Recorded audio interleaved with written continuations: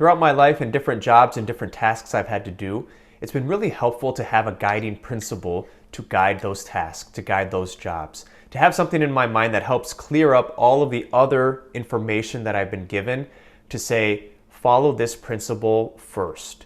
Follow that first, and everything else will come along and fall into place. So perhaps if it was a sales job, it would be something like the customer's always right or exceed their expectations.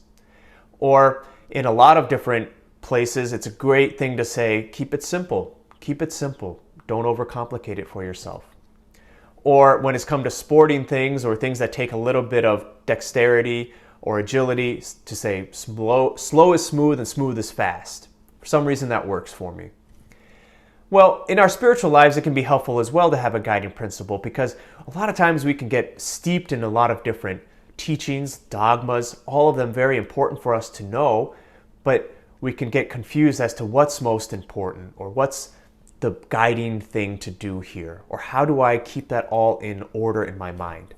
Well, Jesus today gives us that guiding principle, which I think is so helpful for us in our spiritual lives, something that can help us each and every day to say, this is what I need to be doing first, or this is the spirit in which I want to go about this.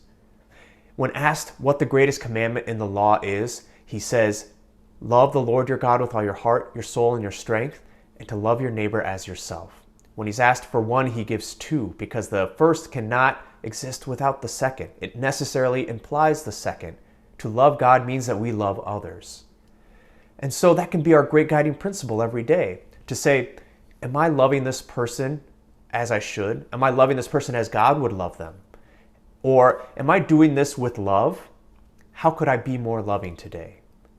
To always think love is the goal.